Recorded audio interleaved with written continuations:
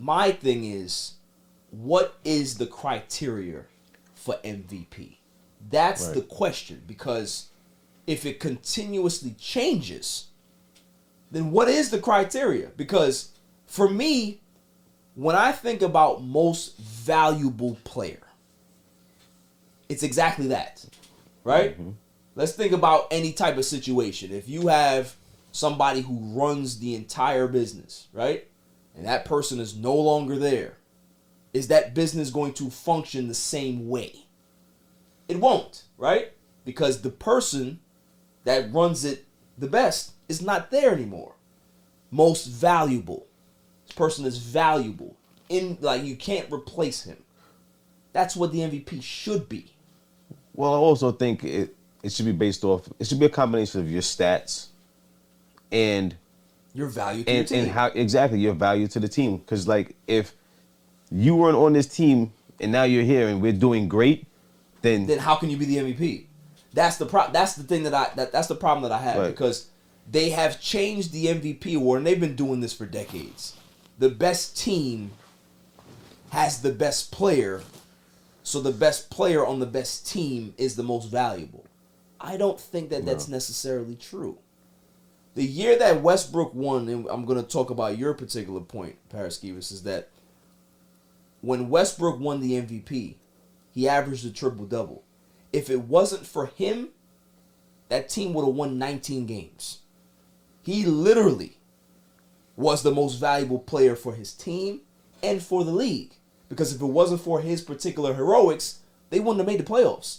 They were a 6th seed that year, and he won the MVP. That makes sense. Mm-hmm.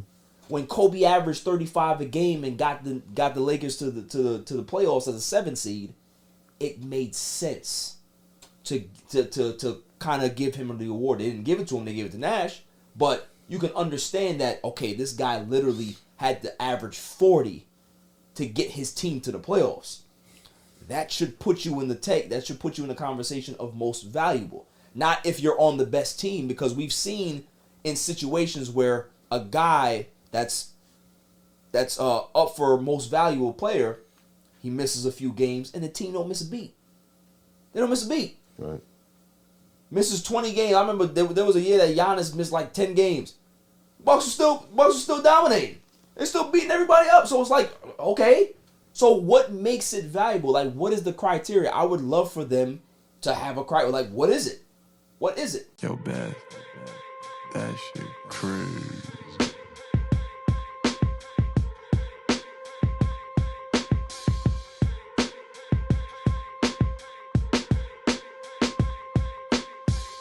On a Saturday, it's All Even with your boy Barry Grant. You can catch me on Instagram and Twitter at All Even Podcast. You can listen to the show on Megaphone as well as Apple Podcasts, Google Podcasts, Spotify. I'm all over the place, man. And trust me, go to YouTube, hit that subscribe button, like, share, and comment, because the page is growing. Tell a friend to tell a friend. Cole, what's up? How you doing? Hey, how are you? I expect you to be a little bit more excited this week. I ain't gonna lie to you. I didn't partake in what you partook in. No, in the back. I didn't partake in anything. Hey, you fool me, buddy. There's somebody here that partakes in something, but it's not me. So who's the partaker? Family Frost. Oh, wait. Yeah. Very well. Yeah. Oh my Phil's in the building. How you doing, Phil? What's going on, sir? I told you about that salmon suit. That should fire. Great, thank you. Yeah. Appreciate it. I'm gonna need that. I think that's your requirement the next time you come here, because you come very empty-handed every time you come to the pod. Oh. So I need. That's wild disrespectful. Yeah, it is. Is it? That's not true. That's wild disrespectful. That's the allegation. 100%. Chili McFreeze, how you doing, sir? I'm good, man. Can't complain. Yeah, we got a lot to talk about today. Yeah. I'm going to expose you to the world today. Yeah. Expose who, me? Yeah. Nah, not from that bit. I got something to say. About you. All right? Jimmy, the super intern, how you doing today? Pretty good. Yeah. Pretty good. How much money did you win this week? The The eyebrow went up. I saw that. Eyebrow went up. Yeah. Big numbers. Okay. Oh, big numbers. He's not even going to give us a figure. Big numbers. See what happens when interns start to get cocky? I'm going to text you later, man. I don't like it. I don't like it at all. He almost didn't show up. Yeah, exactly. Cole on the ones and twos, the silent assassin is what I call him. What's up, Cole? How's your week? Very good. Did you break any knees this week? No. Well, you're gonna wait till fantasy season. I know she's probably the commissioner. She is. made sure that she was the commissioner. I'm taking the money. I'm making sure that or I the collect loan this. shark. I'm the Or the loan president. shark. Facts. Thank you, McFrost. The commissioner in my last league. We're just saying hello. You all right? I'm good. Okay, cool. I mean, like, we like 2 minutes in, and you already wildin'. You're already wildin'. You're like 6 beers in over there. Right, yo. Oh God! We just got here. My man Paris Ski was in the building today. What's Just up? press What's up, the man? air button. How you doing, buddy? Good, man. I'm good, man. You know, good to see you, man. It's been a while. Yeah. You know, you doing big things. You're at Nickelodeon. Yes, sir. You know. But sadly for you, the Lakers and the Cowboys haven't won. Come a on, don't do championship that. Don't talk about any of my teams right now. disrespect. Just because you're a Yankee fan and a Patriots fan, you're gonna feel it in a couple years. In regards to being a Patriots fan, right? I already that felt Brady it. stuff's over. I already It's over, right? So we Big over. Facts. We got a lot of stuff to talk about today. Lamar Jackson, right? What's going on with him? Is he gonna be on a new team? Is he going back to the Ravens? Kendrick Perkins and JJ Redick. They had an interesting back and forth. Definitely gonna talk about that. What is the criteria for the NBA MVP? We're gonna discuss that, obviously. Ja Morant, that's the biggest news out there right now, right? Stupid. Paus Gasol gets his jersey retired with the Lakers. So me and Fang McFrost, we love that. Zion Williamson is not close to returning to the Pelicans. And I have a lot to say. Bears make a big trade. They trade the number 1 overall pick. We're going to get into detail. I want to talk about that right now. But they make a big trade. And the Panthers are very, very happy right now. Aaron Rodgers. Aaron Watch. Claw is going to be discussing that with us later on. The Suns have a problem. The Phoenix Suns have a problem. And I predicted this, but we're going to talk about it a little later. Kyrie Irving. There's some Kyrie stuff out there that I just have to get off my chest. My irrelevant news of the week. And then the greatest segment on the planet, Dummy of the Week. Dummy, yeah. So before I get into all the sports stuff, but by the way, let me just play this for Claw. We lit, baby. We in the building. You said we lit. You heard that, right? I did. Okay. Was that one of the band words? That's definitely thought lingo. It is, right? Yeah. I'm sorry. Take off that. It's lit. It's lit. Okay. We saw Cocaine Bear over the weekend, guys. Me, Chili McFreeze, The bear. Claw. That damn Phil bear. wasn't there. Nicole wasn't there because she had something doing. And I don't even know what happened to Jimmy. Like, I hit Jimmy up and Jimmy was like, yeah, what time you going? Told him exactly what was going on. And radio silence after that. Like, he like completely, he completely He's talking to the ghosted me. bookie. That was it. Completely ghosted me, bro. Completely ghosted me. Fang McFrost, he was supposed to be there, and he. Now, can we officially call this, like, did he stand us up?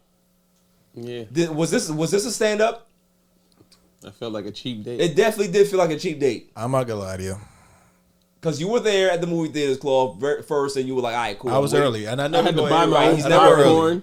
Never early, and then all of a sudden we get a call like, I'm not gonna make it. And I thought he was gonna do some grand scheme, wear the bear suit, and Right. like pull up. Didn't happen. Yeah. Oh, I never thought about the bear suit, bro. Oh, so you gave him an idea for Don't the get role him playing. started. You gave him an idea for the role playing. So let's talk about Bear suit Okay. with the white nose. I like right. that. You gotta have Hey, yo, listen. I'm recording that one. And what you can do is you can put the white stuff on the. Hey. Numb tongue. I'm like, la, la, la, la, la, la. Hey, Numb tongue. Numb tongue. He's crazy. He's Numb crazy. tongue. HR facts. HR. At that point, the only thing I'll get tight is my neck. Excuse me. Excuse me. You gotta relax. Listen, we saw Cocaine Bear, right? I ain't gonna hold you. I enjoyed it. It was horribly great. It was horribly great. When the children started to do the cocaine, listen, they had me there. They had me at hello. They had me at hello. They did a lot. They did a lot. Children were doing No, cocaine. they didn't. Hold on. Let me children were explain. Let me explain. They did not do lines. They right? ate cocaine. They ate it. So the kids did cocaine. Correct. Okay. So They ate the cocaine yeah, off a knife. off a knife. I'm talking about Like Scarface, a a Scarface amount. Yeah, one of those. Yeah. Yeah, you know, you Not ever a seen little like bit of cocaine. Wait, A lot. What? There's a lot of bit of cocaine. Yeah. There's a lot. Oh, wait. And there were like a bunch of kids in the theater though. But hold on, you jumping the gun. So the movie in itself is good, right? It was funny, it was entertaining for me. Claude didn't really like it too much. He's a Sharknado guy, so he was hating a little bit, right? Yes. And Chili McFreeze, right? Chili McFreeze the whole time for a month. I don't want to see no cocaine bear. This movie sucks. You go see how bad it is, right? That's what he used. Everybody was saying that to us, right? You did. You should have heard him in there. Fang McFreeze, chucking it up in there, laughing. And He was having a good time. Yo, man. his favorite line was, "Hey yo, boo boo." Right. He was having a great time in there. And listen, I'm gonna tell you, he gonna explain himself. Chili McFreeze, did you like Cocaine Bear? It was decent. You see? There we go. There we go. Decent. That's what I'm talking about. So but that wasn't the best part. That was not the best part of the movie. The best part of the movie wasn't even the movie itself. No, you gotta save that. Save it. What do you mean? Save it. Save for what? Save it. No, we discussing it. We gotta talk about it. Nah, that's my. Okay, all right. So That's me for later. I'm gonna save it because Chili McFreeze wants me to save it. But He put his name on his shit in the right, fridge. he saved it. He said, don't copyright my stuff. Nope. You know what I mean? Don't eat my pretzels. Copyright infringement. Don't copyright my stuff. So, but all in all, Cocaine Bear was a success. I loved it. I really did. And when it hits DVD and stream, it's gonna become a cult classic. It really is. DVD. It is. Bro, people still watch DVDs. Yeah. Yeah. When they go to the Still red watch box. DVDs? Some people go to the red box. Yeah, man, about the bootlegs. People still got it. Bro, I got my CD book in the car. Exactly. Well, Just cut because it you out. bougie, you don't have a DVD. Cut it out. I understand what you mean by that. I get it. Yeah. I know what you mean. See? That So, was fire. Cocaine Bear was a huge success. Loved it. Did you watch it yet? No. Excuse? No. Are you planning to watch it? No. You should take your fiance to go watch it. I'd rather save the money and wait for it to come on streaming. You know what? They're gonna do it sooner than later. It's all though. about They the are. experience. They are. It's all about the experience. Exactly. It's the experience, man. It's the experience. But I don't recommend watching Ant-Man. That was trash. Oh, Don't ruin it for me. Don't ruin it for me.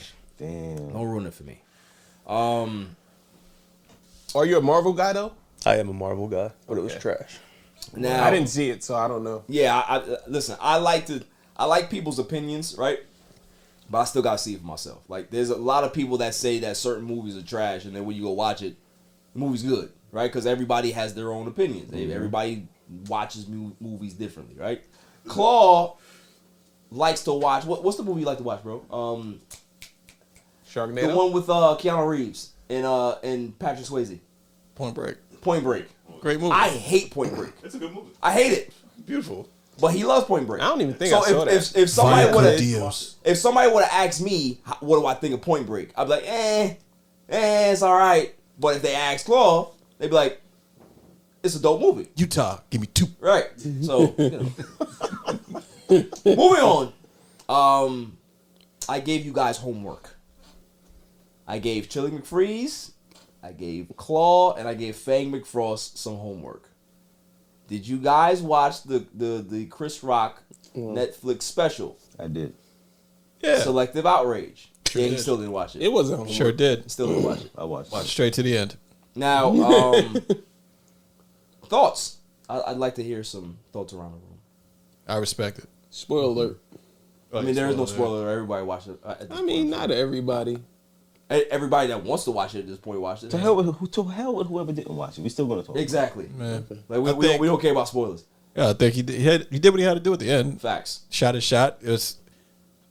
You wait for something like that. Like, you bring out the big cameras on the Netflix special. You bring out the smoke. You bring out the Beyonce airflow. Right. You bring out the best outfit. Right. And you say the best joke that everybody wants to see you. Like, that's your Summer Jam moment. Like, Facts. you got to let that go and clap back. Because if not, you look like a bitch, bro. And you know what I mean? Just I look like a agree. bitch for I like agree. about 6 months.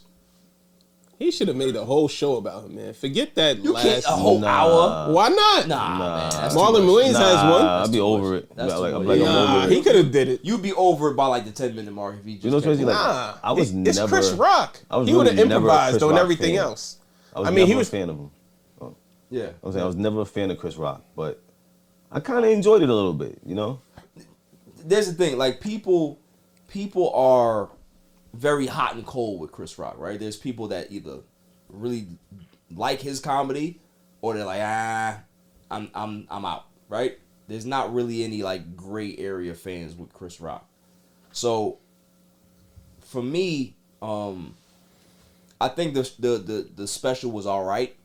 It was decent because I saw a lot of the material to begin with. Like I went to the Jones B show, and a lot of the material that he started with was in the Jones B show with him and Kevin Hart. So, you know, he added in some new stuff and all that stuff, which was, you know, the whole totality of the pod was good. The special was good, but the part that I didn't like had nothing to do with Chris Rock. It had to do with the outrage from the special, right? People are saying, oh, well, you know, he shouldn't have talked about such and such. He shouldn't have talked about this and da-da-da. And I'm like, he's a comedian, right? Since when can't comics be funny and talk about things without people being offended about what he says in a comedy special? Being offended is part of it. But since when? Cancel culture, man. No, I don't No, think it's since far, always. no, it's far like people are supposed to feel, I guess, offended. It's, Yeah. You know what I'm saying? It's just comedy. Right. At the end of the day, everyone has their own opinion on everything. Comedy is supposed to be pushing the uncomfort level. That's what it's supposed to be there Right. for, right? Right. But like people are really like upset about it. That's the thing with me. Like you can be, I don't really like that joke or whatever. But like when you really are like mad about it, like for example, right? They said that, oh, I didn't like the way he said that he's not a victim, but yet he portrayed the victim when he was talking about Will Smith, saying that Will Smith was picking on him and knew that he could beat him up because he can't fight or whatever it is, right? But he's making a joke out of the particular situation. Right. So how can you be literal when this man is putting on a comedy special? Yep. It's literally a comedy special. So he's trying to get some type of humor out of the situation, right? So him saying that he's picking on somebody smaller than him, that's some humor in it, correct? It's not being real. Right. Pretty much. It's humor. So I don't really understand why people, but again, he named it selective outrage for a reason. I mean, because in our society, people love to be offended for no reason. They just want to be offended, right? And it came out that Will Smith himself was offended and disappointed and sad about what happened. Oh, really? Really? Oh, Well, oh. I'll be honest with you. The only part that I thought that people may get crazy about is when he called her a bitch. I think that was fair game. Which I believe it was fair game, but I figured like some group of women somewhere You're right. say something. And Fang is completely right? Because with selective outrage, you have people that'd be like, oh, well, I don't like the way he said that because I don't associate myself as being that, right? Mm-hmm. So he calls that individual that, and you now associate yourself with that, right? But he's not talking about you. So it's very selective because sometimes they can be able to joint themselves up with certain issues, right? But in certain other issues where a girl is out there wilding or they got an OnlyFans or they doing something crazy, oh no, I don't do that. But that's your people, right? So how can you align with them here, but you're not going to align with them here, right? It's selective. It's selective. Yeah.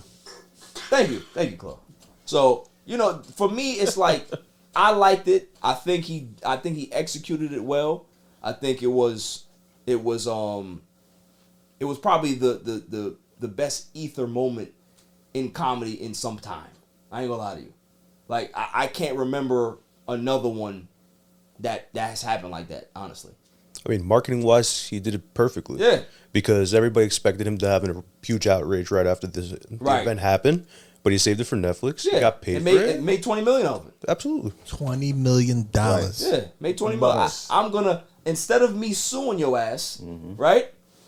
I'm gonna make a Netflix special and milk it until the last 10 minutes, and I'm gonna make $20 million. But then, like, keep in mind, he made more money Yeah. than he's ever probably made stand up in years. You know what I'm saying? So it worked out, bro. No, it definitely worked His out. team, salute to them. Shouts to mapped it Chris out. Rock. Shouts to Chris Rock. I enjoyed the special. I loved the last 10 minutes, honestly, because him giving Will Smith the business, it was beautiful.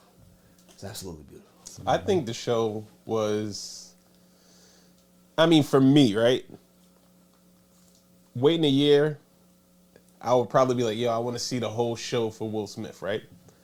Or watch all the content should have been on Will Smith. Right.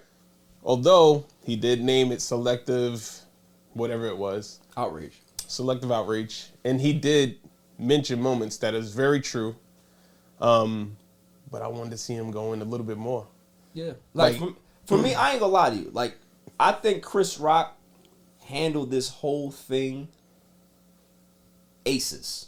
I really do. Because to have somebody slap you on TV, we're not talking about, local TV, syndicated TV. We talk about Masses. international TV where the world is watching, right? And another man smacks you. Like, for me, I would have took it in stride when it happened, right? But every time I saw Will Smith after that, it was up. Like, seriously, if he was at brunch, it's up. If I see you at a gathering, it's up. Every time I see you, it's up after that. But think about it. Will Smith knew who he was doing it to. Of course. He wouldn't have done that to 50. He wasn't going to do that to Ricky Gervais. Right. He knew he was doing it to. He a clown for that. Right. And that's why it went the way it did. Facts. Because everybody knew he was a clown. So it was like, he slapped Chris Rock. Yeah, like, exactly. You a clown for that. And just like what Chris Rock said, you mad at me because of what your wife did to you. Right. Like, think about that. You mad at me for what your wife did to you. Your wife exposed you. Like, your wife did this to you. She put you on Front Street and told y'all business out there, had you crying on TV. And it wasn't even his wife. It was Tupac. So you think it was the ghost of Tupac that came out? The ghost of Tupac. Yo. So what's really going on? So she might have did a seance before and the spirit of Tupac came. Hey, She's very spiritual. She's very spiritual. The fingers is orange, Tupac. man. Damn. That's everybody's girl. But just think about it though. Your son's friends come over to hang out. Hey, I'm gonna make you some snacks. And next thing you know, he's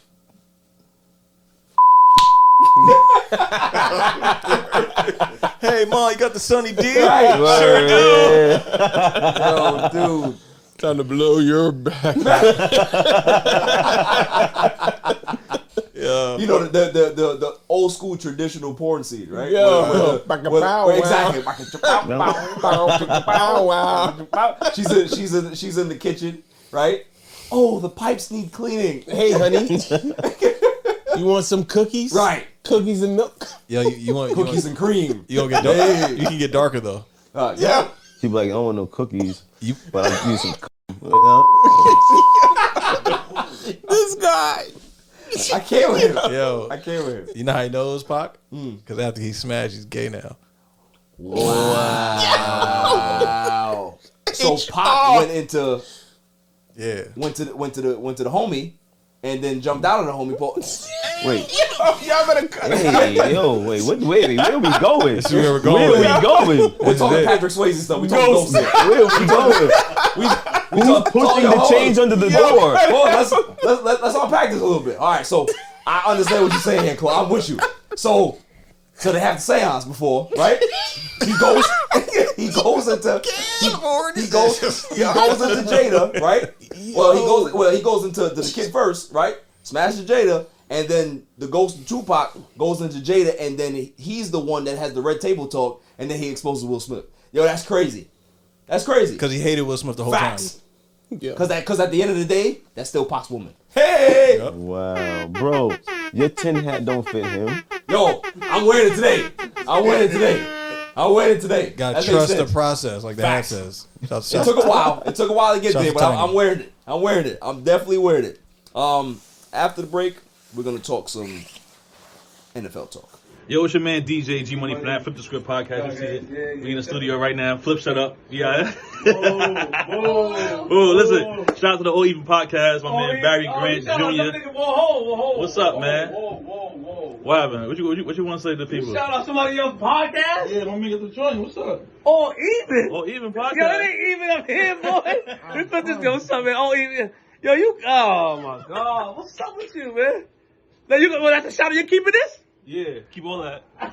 You want to jump in All the Even camera? podcast, right? Yeah, All Shout out Even. to All Even podcast, right? All Even. That's your man. My man. All right, shout out to All Even podcast. 100%. He cool. Is he cool? Let me see. Is he cool? Yeah. What is it, G? Oh, shout out, G. Oh. Cool, man. Welcome back, y'all. We have a trade. We have a trade in the NFL. The Chicago Bears have traded the number 1 overall pick for this year's draft to the Carolina Panthers.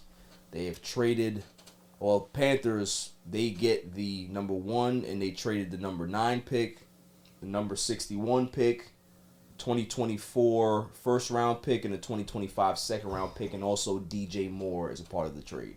So the Bears got a nice haul, as well as the Panthers got a nice haul, and I think that the Panthers are not done. They're saying that they may want to trade out of that number 1, go down a couple of spots, so they can be able to dictate which quarterback they really want. So they're making some moves right now. So Paris, what are your thoughts on, the Bears making this trade, the Panthers moving up to possibly get their guy? Because over the last few seasons, they were in the Aaron Rodgers watch. They wanted him. They wanted Matt Stafford. They wanted Deshaun Watson. They wanted all of these guys. And now that they finally are going to have their guy. So, kudos to the Panthers for maintaining the aggressiveness and, staying the course of, we're going to get our guy eventually. You know what I'm saying? They didn't give up. So what are your thoughts on that? I mean, I think the Bears won this trade. Okay. From both sides. They finally have their wide receiver 1. You don't have to rely on Chase Claypool next year because he's absolutely trash. Be nice, why would you? He's a idiot. Nice guy, I could see, this is a bold prediction. Justin Fields will be in a top 5 candidate for MVP next year. Wow. That's definitely a bold prediction. That's my prediction. I haven't even seen the man complete 10 passes yet. Man, complete 10 passes, you'll go from that to MVP. I mean, listen, you want to see him get better. He can't be any worse than what he was as a rookie, right? Like, obviously, like Jalen Hurts, he was bad as a rookie. He made the improvements year 2, obviously year 3. So we're going to hopefully see that same progression with Justin Fields. So I like the fact that both of these teams made a deal. I think, like you said, you think the Bears won. I think both teams won. I think it's a great situation for both teams. The Bears have their quarterback. There was no need for them to have this pick. You know what I mean? You weren't going to draft another quarterback. You could probably take the defensive lineman, right? But were they really going to do that? I don't know. So them being at 9, I think it gives them a little bit more flexibility in regards to what they want to do with their roster. They can then use that 9 pick and maybe trade back again and get more assets. So there's a lot of things that the Bears can do at this point. Chloe, what you got? I don't know. Okay, great. Yeah. I mean, if the Panthers get their guy, who's he going to throw to? You trade all the majority of your offensive assets. I'm sure that they still have a lot of picks in this draft, so they can be able to go get themselves an outside weapon. I'm sure they have some money in free agency. They could probably get a Juju on the market. There's some other guys that they can be able to get. So I think Juju's going back to Kansas City. Possible, but they have. What I'm saying is that the Panthers, they have options. They have a lot of options because if you're going to have a rookie quarterback, obviously you're going to need the strength of that offensive line. They have a decent running game already with Deonta Foreman. So if they get an outside weapon, I think their weapons are not bad. They just young. They have young receivers on that team. So who's to say that those kids don't make the step from year 1 to year 2 and get better? That's true. So I like it, man. I like the fact that the Panthers are doing this. I think Bryce Young is the guy. I'm hearing some stuff about C.J. Stroud and stuff like that, but I think Bryce Young, if you're gonna take them one, you gotta take Bryce Young.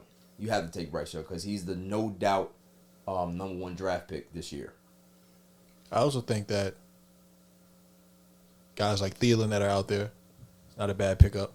You got a lot of wide receivers that are getting cut. Even I'll take Braxton Berrios over there just to have a slot guy that could just pick up. I think Berrios makes more sense than Thielen because Thielen wants to go to a contender. So he's not going to some team that just has a rookie quarterback and he wants to win. I think a guy like Thielen thinks about the Cowboys. He thinks about the Chiefs. He thinks about the Bengals maybe. He thinks about certain teams like that and because those are the teams that are contenders, you know what I'm saying? Mm-hmm. Maybe even the Jets. Yeah, maybe even the Jets. I think even the Jets are definitely on the radar as well. Buffalo, so we'll see. But I kudos to the Bears and the Panthers for making this deal. I think it happened quickly. I didn't think it was going to happen this quick. Normally you see things happen like draft day or, hours before the draft or something like that. So the fact that they got this done early, they meant business. They definitely meant business. Moving on. Aaron Watch. The Jets are on the clock. The Jets, they have, Jet fans, they're out of their darkness retreats. They're coming out of the woodworks. They're wearing their Jets attire. They're putting on their hats. They're high-fiving each other in the streets. They are feeling good about themselves finally. They can say, hey, we can actually have conversations about football without being embarrassed, without feeling like we're less than. We love it. Claude, how you feel? It's safe to come outside, guys. It's cool. It definitely is. Because, you have your Gotham City Football Club Jets shirt on right now. This is a players only, by the way. Is it? Is it? So you feel good? Shouts to Gabby. Appreciate it. You feel very good. I feel great. So, Aaron Watch, let's hear it. Well, the boys got on a plane the other day to go talk it out with Mr. Rodgers himself and the rest of the team and whoever they had to speak to. And they came back. You know how you walk out the house after that good date? You didn't walk out like, oh, we have to come back, or I got to take out another date. Like, you walked out there a little satisfied, and you had to clean up house a little bit. Knowing that you about to close. Oh, you closed. Oh, okay. You just got to clean up some things. There's some parameters after you have to do. You might have to go and trim the hedges. Like, go do a little something, you know what I mean? Just a little manscaping. Yeah, a little manscaping, you know what I'm saying? Just to clean up, get right, because, it's going down. Yeah, so for what I'm hearing is that the Jets, they've already negotiated the compensation. They know exactly what they're going to give up for Aaron Rodgers. It's just about, is Aaron Rodgers going to accept this now and head to New York? So I can just picture a whole bunch of people in green prancing through the streets of East Rutherford. Yeah. Happy as can be. Yeah. Finally. On ayahuasca. Yeah. I love it. There's going to be a lot of people in Dumbo that are fans of Aaron Rodgers. Ayahuasca is definitely part of the deal. Already. DMT all day, bro. That's it. It'll change your life. He's not even playing for the Jets. He's playing for DMT. It's going down, sir. I'm so excited because that puts us in the win now. Right. Puts the Jets in the win now. They have a win now defense. The running game is good. They have good pieces on the outside. Everything is lined up. If they can be able to make this deal work, if he accepts it, they have a nice 2-year window here where they can really make some noise. You know what I'm saying? Beautiful part is we don't have to give up a 1 for him. Right. Like you thought they were going to give I thought they had, because I'm used to playing Madden and, we have to sell that whole house. Right. The fact that we're taking on a contract, they can't ask for that. So, if we can give them a 3 and a 5 and a water cooler, we're good. And it might not even take that much. And the cheese head back that Sauce had. Like, we'll give you the cheese head back. They burnt that. Yeah, they burnt it. Hey, they made Cheese Whiz or whatever it is. The fact that Aaron Rodgers is damn near $60 million, it's just like, we're not giving you no first. Right. You ain't getting no second. You definitely not getting the third. You can take 4. I give you a 4 and a conditional 5 or something like that, but you ain't getting none of that. And Joe Douglas gets it done. Like the one thing that we missed out on was Tyreek Hill, but that came down to just luxury taxes, and he didn't want to pay the taxes in New York, so that's why he went to Miami. But we would have had that. Imagine, you know what I'm saying? Like they're put in the positions to get this deal solidified, and I know it's happening. How do Giants fans feel if the Jets bring it home? Well, we got a couple Giants fans in the building, so let's ask. Not me. Okay. Oh. Good for them. I mean, listen, they've been a dumpster fire for a long time. Who you hear the shot? I like that. So yeah, go ahead, get yours. That's fine. You work for this. Silent Assassin, what are your thoughts? For me, it's like, for him, I always see him in like Green Bay, so it's going to be, if it does happen, it'll be kind of weird to see. Right. But It's overall, definitely going to be strange. But will he be a Brett Favre 2.0 as a Jet? I mean, what Brett Favre? To be fair to Brett Favre, he was, when he got there, the Jets were the best team in the AFC through 11 games. They were 8-3. Then he tore the quad or the tricep, and that was it, right? And he sent the dick pic to. And then he said, yeah, right. All in the same week. All in the same week. A Richard So, like, pick. but think about it. You tear your arm up. You look. Yeah, I like that guy. He got time on his hands now, right? I done sent a lot of dick Boy, pics in my I time. got nothing but time. Right. I still send dick pics. Oh gosh, yo. I really do. I still send them. HR. Relax. But yeah, I think the Jets, they said that they're gonna give him all the time that he needs. Because of course, why are you gonna rush him? Hey, listen. If not this year. Right. I just want you take the girl out on a nice day. You show all this stuff. He's like, listen, I'm serious about you. I want to make this work. Like you, but take all the time you need. Here's my number. The choice is call yours. You know what I mean? Turn up. Right, exactly. Yeah, You call me. Serenade him. You know what I mean? Like, so when you leave there, she gonna be like, yo, that was fire. He got his mushrooms. That's how Aaron Rodgers feels right now. He's different. Right. Aaron Rodgers is like, ooh, the Jets are different. That's how you right set now. the mood. You go in, he smell like. And mind smells you, good. right? in here, And mind you, you know? Aaron Rodgers is that type of guy where he likes to be wooed, right? He did it with the Packers for a few years. Please, Aaron, come back. Please, we need you. Please. That's what he likes. He likes to be fawned over. So the fact that the Jets went on a private plane, had Woody Johnson, he said, listen, hey, we taking the whole, don't worry about the vaccine. We're not bringing that with us. We're not bringing the Johnson & Johnson. We're not going to have those conversations. We're going to talk about some other stuff, right? They brought the whole contingent over there to talk to Aaron Rodgers. They brought the playbook. Yeah. That's what they bought. So, he liked that. He liked that. He left feeling good. Feeling good about himself. So, I hope to see it. I hope the Jets in the next few days get their quarterback and Jets fans are happy and, Patriots fans are miserable about it. Like Paris Gibbs. Hoorah. The Patriots will never be the same. I mean, they got Mac Jones. I like that guy. Who? They'll never Mac be the who? same. Yeah, Mike Jones is good. Exactly. Mike Jones. I said Mac. You said Mike. No, I said Mac Jones. I would never Mac who? mess up his name. It's my guy. His name is Michael McCarkle Jones. All right? My guy. Moving on. Lamar Jackson. Lamar Jackson is in a conundrum, y'all. And the reason why is because, I don't pocket watch people, right? If you want to get your bag. Whatever that is what it is. But in this situation, I think he's bidding against himself. Because the Ravens have offered him several contracts. They want Lamar. They like Lamar.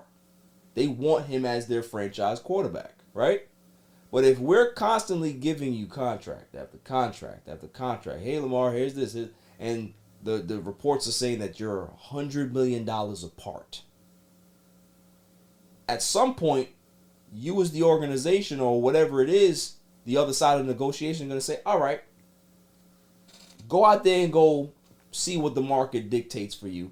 And then you can come back to us if you want to, right? So basically, that's what the Ravens did. They went ahead and gave him the non-exclusive franchise tag, which allows him to look for another deal. He can sign an offer sheet, and now the team has a right to either match it or let him go. If they let him go, they get 2 first-round picks as compensation. The other team gets the quarterback, right? There's no offers out here for him. There's no teams that are bidding for Lamar Jackson. Right. Why? Me and Claude had a conversation about this the other day, is that I heard this collusion word where people like, oh, it's collusion. This don't look right. This don't smell right.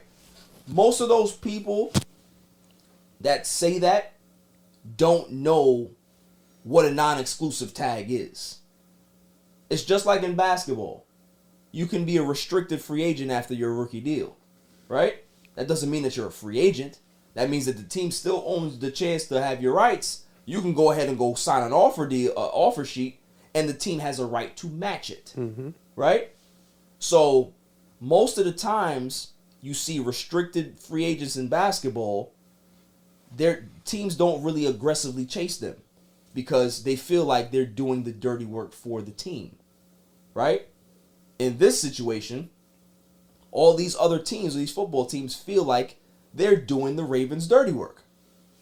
Why am I going to go ahead and offer him a great deal that works for us, and then you're going to see, oh, that is a good deal. That works for us too. Let's sign that tag. Let's sign that sheet, and he's back with the Ravens. Right. So now we did all the work. We don't get the quarterback. So this is why there's no movement, because he has a non-exclusive tag. No team wants to take that risk of not getting the player. That's what it is. That's one. The other part of this is that he wants a fully guaranteed contract. There's only 2 times in the history of football that that's happened. Deshaun Watson recently and Kirk Cousins. And the 2 guaranteed contracts that Kirk Cousins signed with the Minnesota Vikings, they don't equate to $230 million. It's way less than that. You're using the Deshaun Watson deal as the checkpoint or the gold standard. The Browns jumped out the window because they wanted the player. That's not the norm. You've seen other quarterbacks sign deals after that. Russell Wilson signed a deal after that. Who else? You have Derek Carr that signed a deal after that. There's many quarterbacks that have signed deals after that point. None of them have guaranteed contracts. So for Lamar to ask for that is unreasonable in my opinion. It is. I ain't gonna pocket watch, but it's unreasonable because nobody is giving that money, because an owner in football, they all were mad when that happened, because it's like, all right, you give him the guaranteed contract. Now what's gonna happen to us? We gotta do the same thing? Right. So when the Cleveland Browns did that, every other owner was tight. They were mad. Makes sense. It makes all the sense in the world. So all that collusion talk, anytime I hear that, you know, it's people that just don't understand what they're talking about in regards to what it is. They don't understand the parameters. They don't understand what a non-exclusive tag is. They don't understand what's actually going on here. Because the Ravens want the quarterback, but he wants a guaranteed contract. They're not going to give him that. And at some point, he's going to have to make a decision to say, all right, I may not be getting that big bag. Maybe I take a short deal and see what the market dictates for me in another 3 or 4 years. The crazy thing is, like, Lamar is actually negotiating himself. Got no agent. It's nobody negotiating for him. There's no middleman. To let him know, like, yo. Right. Like, I understand that you want this money, but 100%. It's just not feasible. It doesn't make sense. Good point. I've seen it work for Bobby Wagner. They worked for Bobby Wagner for a couple of years, and then when there's no buffer, there's no relationship. It's tough. There's no buffer. It feels more personal. It's more personal. Yeah. It's definitely more personal, and there's no... He about to say, give me my ball back. Yeah, basically, I'm going home. Yeah. So it's rough. So that's what it is, man. It's like, you know, I feel for the kid, but it's just like in basketball. I don't like to compare the 2 sports, but there's certain things that I can bring up that make sense. When Rudy Gobert got traded in the summer, and the T-Wolves traded like 15 picks for him, right? That's Rudy Gobert. Who's trading 15 picks for Rudy Gobert, right? You do that for Kevin Durant. You do that for LeBron. You do that for Giannis, Luka. You don't do that for Rudy Gobert. You don't do that for that bum, right? Now look at the Timberwolves right now. But what that did was it screwed up the market. because every other team is like, okay, well, if Rudy went for that, then what is Kevin Durant gonna go for? What is this guy gonna go for? So if Rudy got 7, I want 10 picks. Like, you know what I mean? So, and people are like, no, that's not happening. And look what ended up happening in regards to Kevin Durant, what he got traded for. There was no 9 picks that he got traded for because the market went back to normal. The Deshaun Watson contract is not the norm. So you cannot use that as a talking point. Can't. He can go ahead and shoot your shot, but it's not going to happen. It's not going to happen. So. Damned if you do, damned if you don't. Yeah. I feel bad for the kid, but like I said, it's one of those situations where he's really going to have to look inward and say, all right, I may not want to be on this team anymore, but whatever team I do negotiate with, I have to call them and let them know that, all right, let's not talk about the guaranteed money anymore. Let's not talk about fully guaranteed. Let's see how close I can be able to get to whatever the next best contract is out there. Well, that's why he needs the agent. That's why he needs the agent. I agree. I definitely agree. Or needs Maverick. He needs somebody, because whatchamacallit, what's my man's name that runs Clutch Sports? What's the dude's name? He just got engaged to Adele. Oh, Brown Boy? Yeah. I don't know his name. Rich Paul. Yeah, Rich Paul. Yeah, Rich Paul. He just got engaged to Adele. Word? Man, he the jackpot boy. Word? Cashed out. Yo. Yeah, he been with her for a while. Word? I like Adele. I like the attitude of women on the other side of the world. Across the pond. They're just different. It's the accent. No, it's not even. It's just it's the accent. They're aggressive. They're aggressive. I like aggressive women. Blowing and she was like, "What's up? We together or not?" You gotta relax. You gotta relax. HR. Like Russians. Oh man, I would love a Russian. Yo. Yeah. So after the break, we're gonna talk about some NBA stuff. Got Paus Jersey retirement. Kendrick Perkins jumped out the window. Crazy. After break. Yo, this is Cigar Gents and Gals. I want to give a shout out to my boy Barry for leaving podcast. Keep doing your thing, bro. Killing it. Welcome back, y'all. Let's unpack this. All right, we have a nice melting pot of people in the room, so this is a perfect topic to talk about. Kendrick Perkins. Kendrick Perkins is a co-host on the ESPN show First Take. Stephen A. Smith, JJ Redick is frequent on that show as well. And there was this debate. There's this constant debate talking about Nikola Jokic because he's the current leading candidate for the NBA's MVP at this point. And he's the 2-time reigning MVP already. So if he wins this year, he will be the first 3-time in a row winner of the MVP since Larry Bird back in the 80s. Right? Kendrick Perkins has been saying some stuff about Nikola Jokic that, he's not even top 10 in scoring. He's kind of stat padding to get these triple doubles, And then he was making some conversations, or he was making a take about Chewbacca? Yeah, that's how you get upstairs. He made a statement about white players being more favored when they're on the actual ballot to get the MVP award. And JJ Redick wasn't having it. Got on the show and was like, look, bro, I appreciate what you're saying. I like this show, but are you saying that people are racist in regards to voting for the MVP and blah, blah, blah? And so let's unpack it. Is there a bit of racism in regards to selecting the MVP for sports? Regardless, if we're talking about basketball, let's just isolate the basketball. I never noticed it. That's a reach, bro. Yeah, that's huge. That's everything is a. So if people are voting for a person to win, that it is what it is. It's a vote. Right. Like it has not. So I can't blame it on race or anything. But if more people are voting, they're just voting. You got to get out there and vote. I mean, but it's not for the people. So it's the writers, right? So it's the writers that they're the ones that actually are voting for the MVP, right?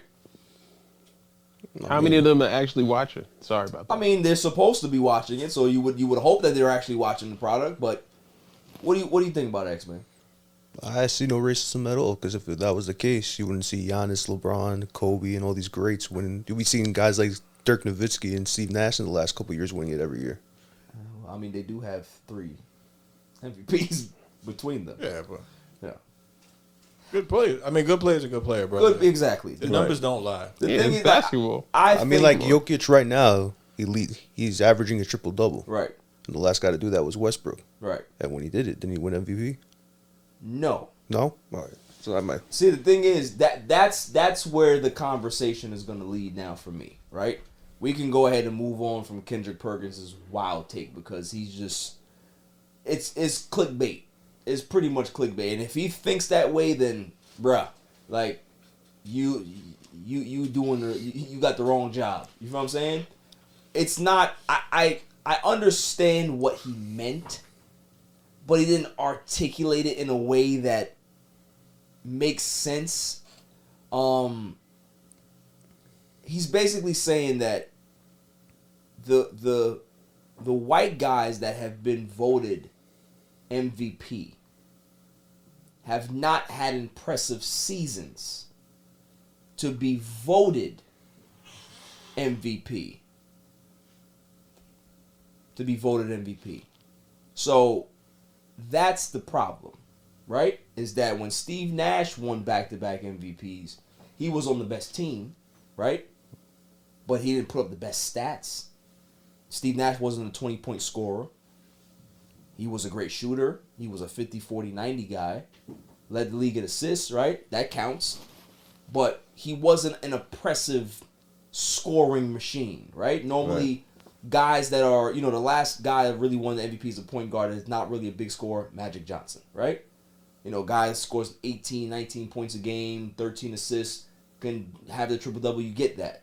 But when you look at Steve Nash's numbers in the years that he won the MVP, it's like, people were saying that Kobe should have won the MVP one year.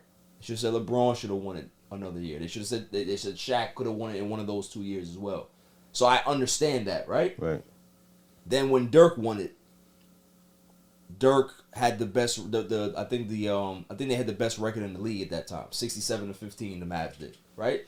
So okay, MVP, right? My thing is, what is the criteria for MVP? That's the question, because if it continuously changes, then what is the criteria? Because for me, when I think about most valuable player, it's exactly that, right? Mm-hmm. Let's think about any type of situation. If you have somebody who runs the entire business, right? And that person is no longer there, is that business going to function the same way? It won't, right? Because the person that runs it the best is not there anymore. Most valuable. This person is valuable. You can't replace him. That's what the MVP should be. Well, I also think it should be based off. It should be a combination of your stats and your value to your team. And how exactly your value to the team. Because if you weren't on this team and now you're here and we're doing great, then how can you be the MVP? That's the thing that's the problem that I have, because they have changed the MVP award, and they've been doing this for decades. The best team has the best player, so the best player on the best team is the most valuable. I don't think that's necessarily true. The year that Westbrook won, and I'm going to talk about your particular point, Paraskevas, is that when Westbrook won the MVP, he averaged a triple-double. If it wasn't for him, that team would have won 19 games. He literally was the most valuable player for his team and for the league. Because if it wasn't for his particular heroics, they wouldn't have made the playoffs. They were a 6th seed that year. and he won the MVP. That makes sense. When Kobe averaged 35 a game and got the Lakers to the playoffs as a 7 seed, it made sense to kind of give him the award. They didn't give it to him; they gave it to Nash. But you can understand that, okay, this guy literally had to average 40 to get his team to the playoffs. That should put you in the conversation of most valuable. Not if you're on the best team, because we've seen in situations where a guy that's up for most valuable player, he misses a few games and the team don't miss a beat. They don't miss a beat. Right. Misses 20 games. I remember there was a year that Giannis missed like 10 games. Bucks are still dominating. They're still beating everybody up. So it's like, okay. So what makes it valuable? Like, what is the criteria? I would love for them to have a criteria. Like, what is it? What is it? Right. They at least need to release it to the fans so that we have a better understanding. So that when you there's pick no outrage. this person, right. We can't say, "Oh, why the hell did you pick this person?" Because the thing is too, they like to use a lot of advanced stats now, PER and all these advanced other analytic stats, and it's like fans don't care about none of that nonsense. Like, it's about what makes sense. What am I looking at? Because for the last 3 seasons, I'll keep it honest with you, Jokic is good, right? I'm not going to say that he's not good. But Embiid's better. Yeah. Embiid's better. Embiid is a dominant big man that can score at every particular phase. Outside shooting, mid-range. He can score inside. He has the defense, right? Yeah. The Sixers were one of the best teams in the Eastern Conference last year, were they not? Yep. Weren't they either 1 or 2 last year? Yes. And he didn't win MVP. You know where the Nuggets finished last year? 6th. You see what I'm saying? So it doesn't make sense because it's not consistent. Right. Because if that's the case, if you're going to give somebody the MVP award and he finished 6th, his team finished 6th, then why does Westbrook only have 1 MVP? Listen, I don't think it comes down to. I don't think it comes down to race. To be honest with you. No, it has nothing to do with race. But to rule that out, we just need to know the criteria. That's what I'm saying. Exactly. That's my thing. Is that if you're gonna give it to him this year and his team finished 6th, then why doesn't Westbrook have more MVPs? If the triple double is such a crazy stat for you, that's the problem that I'm having, because he's gonna go ahead and win 3 straight, and LeBron doesn't have 3 straight. Duncan doesn't have 3 straight. Kevin Garnett doesn't have 3 straight. There's so many great players. Shaq only has 1 MVP in his career. So we're going to say that Jokic is now more acclaimed than Shaquille O'Neal in regards to MVPs? Not even close. Doesn't make sense. So for me, going forward, the MVP award doesn't really mean much. Right. It's just it's a regular season award that should just be looked at as that. Right. It should not be held in any high acclaim or anything. It's like just a playoff MVP is more Finals MVP. Right, I think is more important than regular season MVP in my opinion. I agree. Because the way they vote is just like the Hall of Fame system. It makes no sense. It's like random players get in. So it's just like with baseball. You're gonna tell me because they did roids. Right. McGuire, Bonds, Clemens, they don't deserve to get in. Exactly. Meanwhile, they do. Doesn't make sense. I agree. So that's my thing. I'm not gonna hate on Jokic. If he wins it, he wins it. But it's like, I would just like to know what the criteria is. Like, just keep it consistent. Keep it consistent. Because to me, what it looks like is that there's a narrative push. We haven't had a 3 straight MVP since the 80s. Why not Jokic? Right. That's what it looks like to me. And that's where I think Kendrick Perkins was trying to go, but he wasn't articulate enough to be able to say that. He's like, hey, well, I think I particularly think that shut up. Like, what are you talking about? JJ Redick took him to task, bro. It was great. I did not say that. I did. Okay, shut up. I was stating the facts. Right. I was stating the facts. No, you weren't. Your opinion is not based in fact. Right. It's an opinion. Right? Food for thought. Moving on.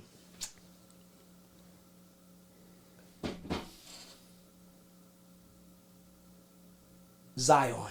Oh, God. I wanted to think about it before because I just don't. I feel bad for the kid. So, Zion Williamson, over the last 3 seasons, you want to know how many games he's averaged in the NBA? 12? No, 6. It's more than that. Okay, so you have 6. How many you got? It's 28. Okay, you've seen it. It's 28 games. There's 82 games in a season, and he's averaged 28 games. Now, for me, if I'm an organization, and this is my big asset, I'm going to sit him down and say, listen, bro, we love you. We want you to be the cornerstone of our franchise. We think that you could be the face of the league. But you got to lose some fucking weight. I was just about to say that. You can't be hovering around at 300 pounds. He definitely looked like he gained weight. And that's why he keeps getting injured. Like, right. Lose the weight. The body, he's a big guy, right? But he plays above the rim. He's not Charles Barkley. He's not any of those guys. He's a dunker. He's very athletic. Very athletic. Those particular things wear on your joints. But didn't it? I thought that was part of the terms of It when is. he came in back his before. contract. In his But contract. That was the first the contract is the restrictions or the requirements is that he has to be below 295. They need to say you need to be below 265. Yeah. Seriously. 290. What no, other basketball players should be his 295? max. What other basketball players 295? Yo, but No he one. bodies people. Like, I've always thought about this. What if he doesn't want to play with New Orleans? What if this is he's doing this to get his ticket out? We've heard some rumors that he's not a big fan of the Pelicans, right? That he's not a big fan of New Orleans. He wants to go play with his boy in New York. He wants to play with RJ. Yeah. So I mean, but even still, if you're a Knick fan or you're the Knick front office, that's concerning. Oh, absolutely. Because you're gonna look at that and be like, all right, cool. He may be playing his way out, but what if he's not? And then we go ahead and get him, and now we have this 300-pound headache. right. And mind you, he's gonna be in New York. Eddie Curry 2.0. There's a lot of good food here. Well, you just gotta, A lot of good food here. We got everything here. You You know what just I'm gotta saying? put it into it's the not contract. it's not just gumbo and jambalaya over here. You feel what I'm saying? So that right. That's right. City that never sleeps, right? You can just get everything anytime. Being cafeteria. So that's the problem, is that for him, he really has to look in the mirror and say, I got to do something about this, because the weight, I think the added weight is slowing down his progress in regards of making his body heal. Well, You're too heavy. I don't think that is conducive to healing. Tree Body. shaker there. You know what I'm saying? Exactly. Anybody has any thoughts on Ja Morant? At this That's my point, thought. Fucking blew it. Yeah, he's an idiot. Nothing? Ja Morant? Yeah. Or like Ja Rule. Ja Morant is like one of the top youngest players in the league, and the things he's doing right now, it's like, bro, why? I think it's a circle that's making him do this. Everybody's portraying the father being the ringleader of why he's acting like this. But it's all the crowd. You have them fighting with Shannon Sharp. You have them fighting with a bunch of other people. Like, or it's actually, what I think is that this is who he is. I don't think so. I think so. I think that, I don't know. I feel like he's trying too hard to show that this is him. And most people who act like that don't act like that for public consumption. Really? I beg to differ. Because here's the thing about Ja Morant that people don't know. Here's the thing about Ja Morant that people don't know, right? Ja Morant wasn't heavily recruited in high school. He's from South Carolina. He's a great player, but he wasn't heavily recruited. He was very skinny. He was very lanky and wiry. Got a scholarship late. and the rest is history, right? He was not highly touted like a Zion, like a LeBron, like a Kobe. All of these things weren't there for him to prepare himself of how to behave, being the guy, right? So for him, acting like how he acts is normal for him because there was no checking. There was no G checking for him. Hey, listen, you got to start cleaning this up. You got to start cleaning up your circle because you're about to be who you're going to be, right?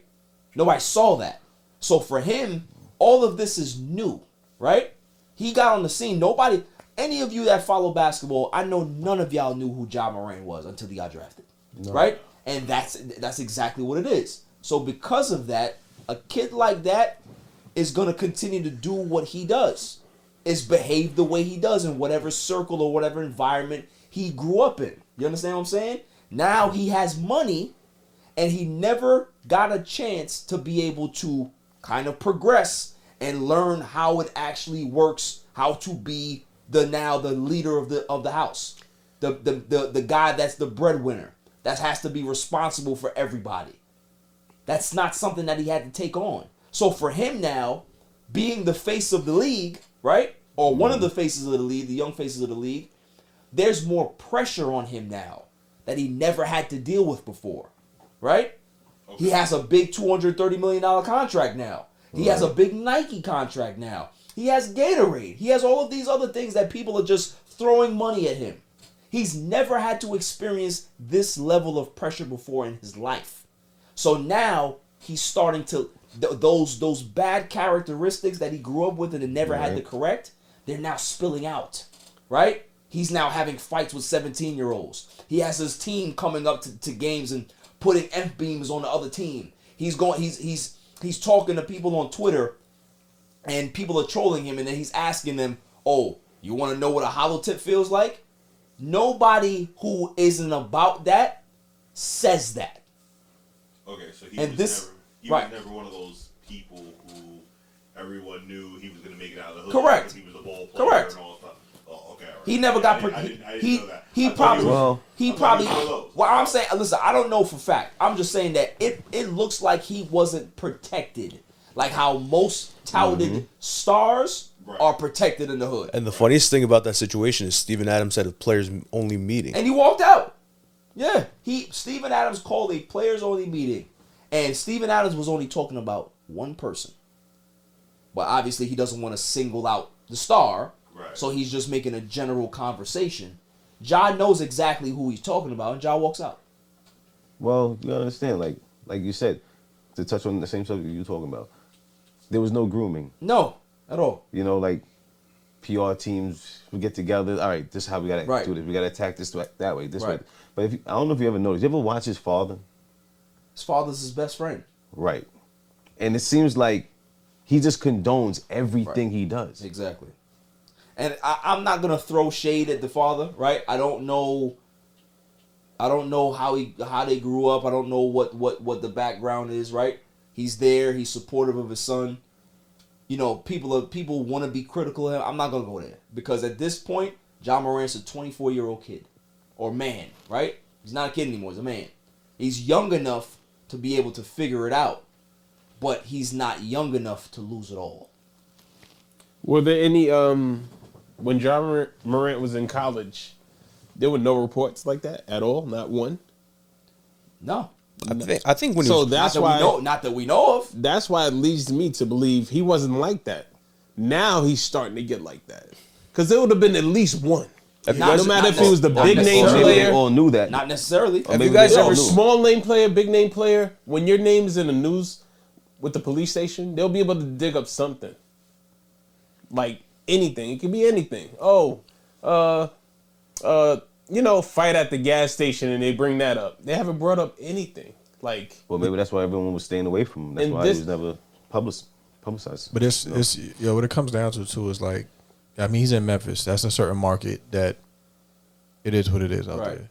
The same thing is too is like who's around you. You know what I'm saying? Like we talked about one time, you saying about checking in and having people around you, and you can have that guy behind you that's maybe the man in Memphis or whatever you from, that he ain't letting you out of his sight, and he's gonna let you do what you feel you can do because you feel you can get away with it now. Right. And if he's young and he's probably younger than you or whatever the case is, he might have that influence that you may think you have that. That's why certain rappers always try to be the street guy, but the real street guy is making sure that a rapper doesn't get touched. Exactly. In this situation, you trying to emulate what you're around, and that's probably gonna cost you your bag. And then you'll realize how hard it is trying to get that back when nobody else is entertaining it anymore. I find it crazy that he supposedly pulled a gun out on a 17-year-old and Nike didn't drop him, but Adidas wanted to drop Kanye. I mean, I don't like to do semantic conversations or moving goalpost conversations, because the things with me is that it's not even a shot. It's more about the NBA has an image, right? They are gonna try to clean this up. If Nike is okay with it, then they're okay with it. But they are trying to give him some grace. We all know the situation, right? We all know what the sensitive things are in our society that you just can't do. We know that. We don't have to talk about it. We understand, right? But he's young enough to be able to figure out. I want to see Ja Morant get out of this and figure it out. I saw Allen Iverson go through some stuff in his past, right? I saw Carmelo Anthony go through some stuff in his past. He had to clean up his circle and really get right. So, it's not too late for him, but I am somebody who, if somebody shows you who they are, believe them. Mm-hmm. Believe them until they show you otherwise. There's a good chance you might not see Ja Morant until 2024. It's possible. But another thing, too, from not to play devil's advocate, but on the other side, now these kids, and I won't say kids, but these younger generations do everything on the internet. You know what I'm saying?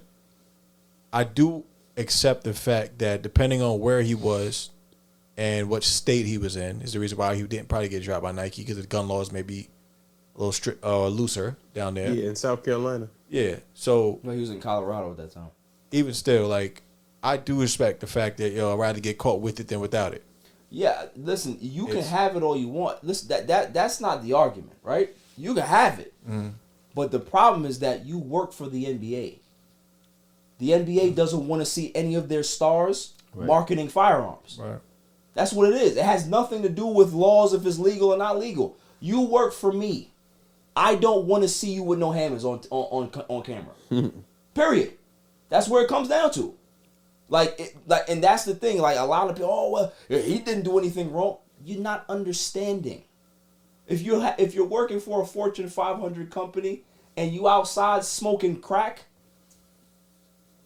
they're going to be like, hey, listen, we're going to have a conversation, bro. We don't want our big CEO smoking crack. We don't want that image. Crack kills. We don't want that image. So don't have hammers on TV. Right. Simple. Has nothing to do with whatever laws it is. We don't want any of our people holding guns. You are a role model to a lot of kids. You are the next guy up. We cannot market you if you are here holding hammers. We just can't. Mm-hmm. Period. So the NBA is if this was David Stern, Ja Morant would be suspended by 40 games. Right. David Stern was not playing. I'm surprised Moms Against Guns didn't come out. Yeah, wasn't playing. So after the break, we're gonna talk some more NBA stuff, because they got the Shawn Kemp thing. Oh, that's crazy. Woo! After the break.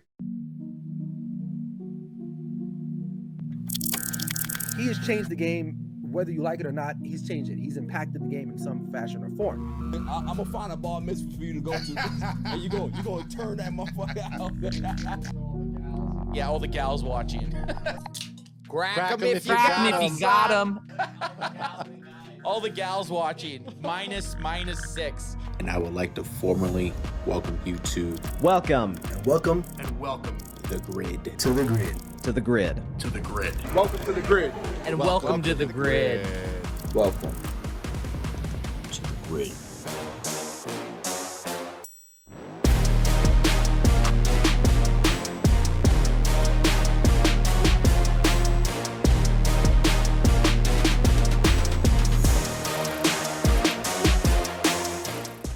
What is going on with my man Shawn Kemp? Why they got my man Shawn Kemp out here looking crazy? Why? So 6'11" shooter. Right. Sorry about that.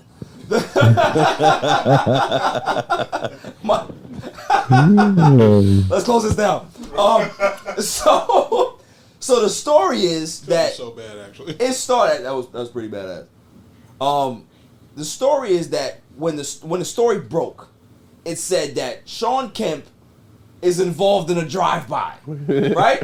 That was the first story. So I'm like, what's Shawn Kemp in a drive-by? What? Right? So now I saw the picture. I'm like, he can't hide. All right, what are we talking about here? Like, we see him doing a motion with the gun. I'm like, okay, they got my man Shawn Kemp, right? Then there's video footage that comes out where he's in a parking lot and he's pointing at somebody, right? And you hear a shot bust off. He busts off the shot, right? So I'm like, well, this is not a drive-by. This is not a drive-by. I know what a drive-by looks like. This is not a drive-by, right? Then more footage and stuff comes out to say that there was things taken from him and he tracked the person down into the parking lot. He was confronting them from his car. The other person was over there, and there was a shot that was let off from the other car, and Shawn Kemp sent a returning shot. That's the story. So Shawn Kemp is not committing any drive-bys. He's not killing anybody. He got stuff stolen from him.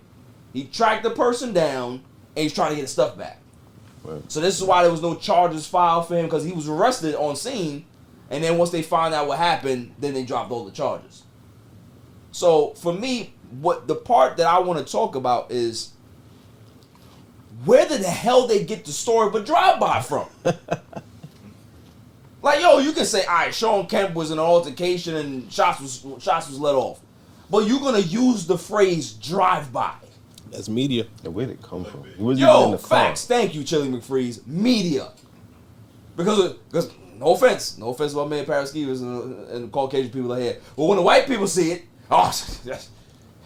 another black drive-by, huh? What's going on here? It's crazy. I mean, it's the drive-by part. Yeah, it's the drive-by part that bothers me. Nothing else bothers me. The drive-by part bothers me. It does. But you know what's crazy is like the cleanup doesn't get as much as the first initial report. Yeah, like the screw up doesn't get as much as the. It never does. Anytime a newspaper or media outlet does some scandalous nonsense, and if they have to walk it back, the walk back is like some fine print that you can't find. Well, something like that is serious. I'd sue him for slander. Yeah, defamation. I mean, it's possible. I'm not a drive-by shooter. Right. I was outside of the car and I bust my gun. Exactly. And mind you, they busted me first. But the crazy thing is, you can't even find out who to sue. Because now, with media, you got all these people that want to be reporters. They're all freelancers. So it's like, yo, who do I sue? Oh, I got to find this freelancer that called the story on me and sold it to the courier. Auto Van Riding. It's crazy. Right. Well, if a network airs it, you know, it doesn't matter who they got the information from. You aired this on national television. Oh, like Fox News? Yeah, about me. I'm a drive-by shooter now. And Dominion. But they get their shit from like tweets and shit. So it's like somebody just tweeted, "Yo, Shawn Kemp did a drive-by, yo." Right. Sources say. Right. Yeah. Sources. That's it. They covered. And then like the Twitter videos credited to like @SugarDaddy45. Right. You know what I'm saying? Hollywood Unlocked. Yeah. Right. You got your information from Hollywood Unlocked, Shader Room. Yeah. Like some wild shit. Oh man, like that's the part that bothered me. It's like drive-by, really, really. When I heard, I'm like, what the hell is he doing? That exactly. I'm like, oh come on, son. Like drive-by, really? Imagine. What is Shawn Kemp into that he got 6'11"? He gotta do that. Yo, my mind started wondering. I'm like, you know, he does have 20 kids. Like, OD blowing a lot of backs out. OD. HR. Relax. Moving on. I think we're all fans of Fred VanVleet in this room. Fred VanVleet did something that I think every basketball player wants to do. I've done it in my rec leagues. There's refs that I hate, and I tell them to their face, I don't like you. You suck at your job, and you need to do better.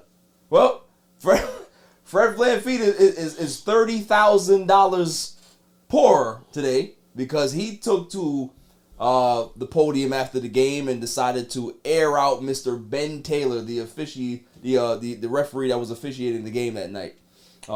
They played the Clippers. They lost to the Clippers, and he tore into that ref and said that ref's terrible, right? So I think that this is something that, for me, when Adam Silver, they find these players for these particular takes, I don't like it because it's the players holding the officiating accountable at some point, right? If you're bad at your job, I'm supposed to be able to tell you, just like how any media outlet can be able to tell me as a player that I'm bad at my job. I had a bad night. Something's going on with me. Why can't they say that to the officials? Right. I don't see. It should be fair game. Like when a media person says it, they get paid to do it. But Exactly. if I say it, I lose money. Right. But let me ask you, do any of these reporters, because I haven't heard any yet, like put the refs on blast? Not really. I mean, they'll talk about it, right? They'll have conversations, say, hey, the officiating was not consistent tonight or whatever it is. They don't necessarily like single out particular refs when certain things happen. Certain people do. I don't know what the actual ramifications for them printing that particular thing is, but players can't speak on it. Refs are protected.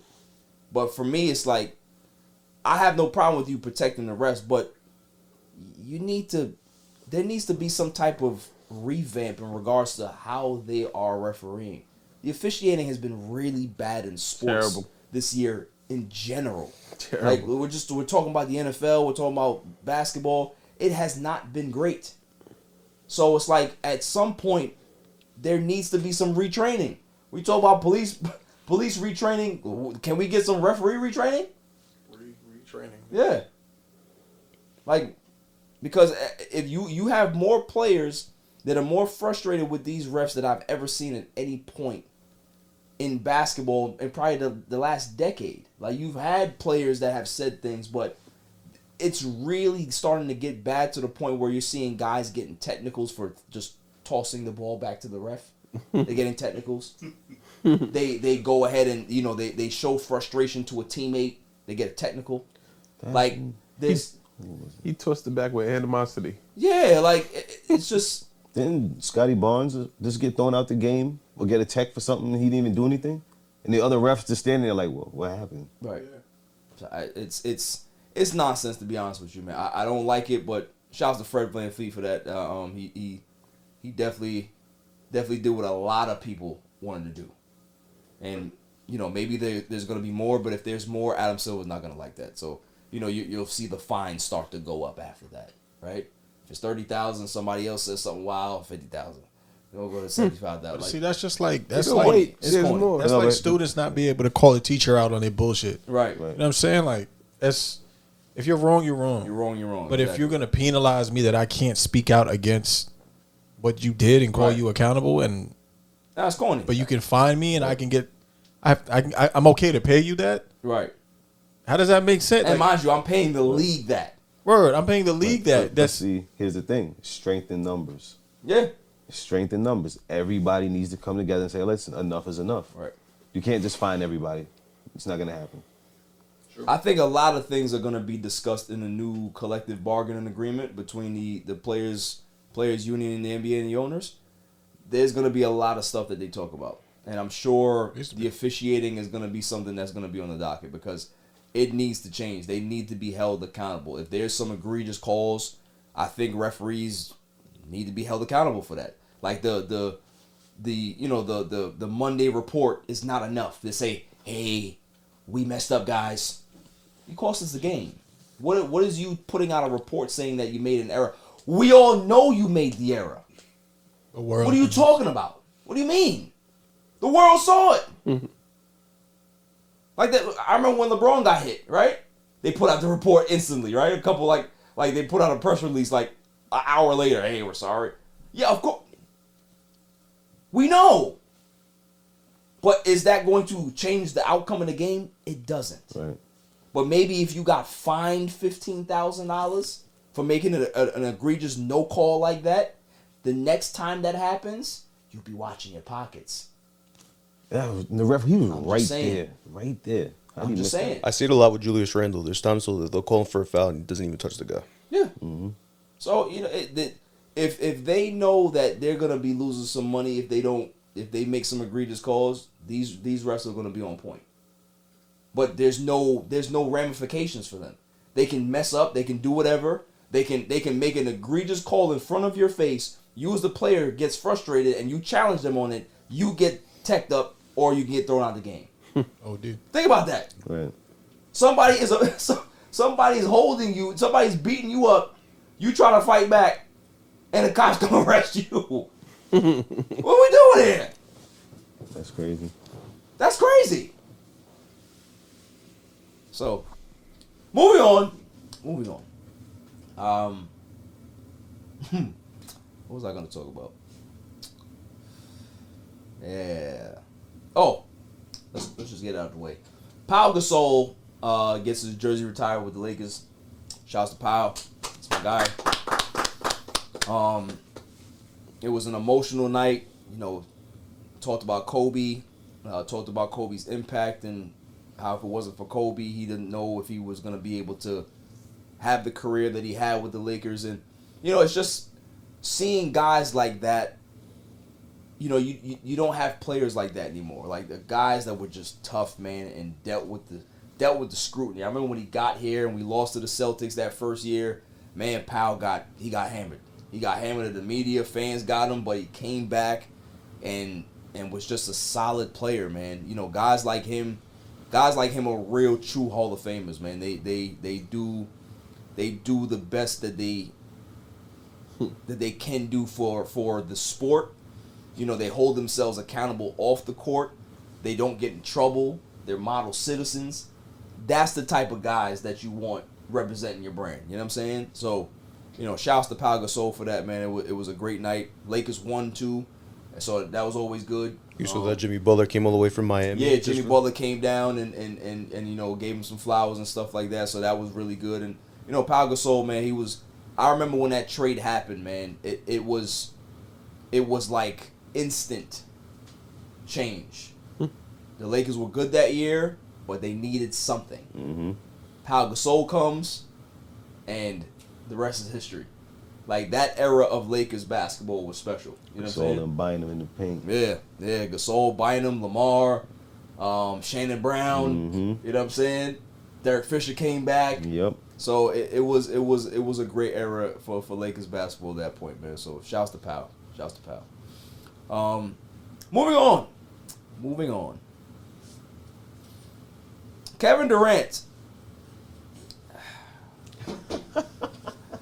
Kevin Durant is reportedly out 4+ weeks with a grade 2 ankle sprain. He sprained his ankle in warm-ups. And listen, speedy recovery for KD because that was a scary situation. Like, I remember I slipped on something and shouted my knee up.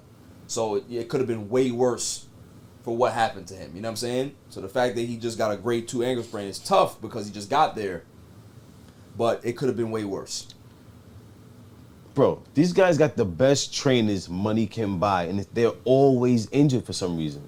Yeah. Guys were never injured like this. All of a sudden, everyone is injured. I mean, we had a conversation. Yeah, we had a conversation before in regards to, I think they're working out too much. But go ahead, Pia. You had something to say. I was gonna say, they're probably.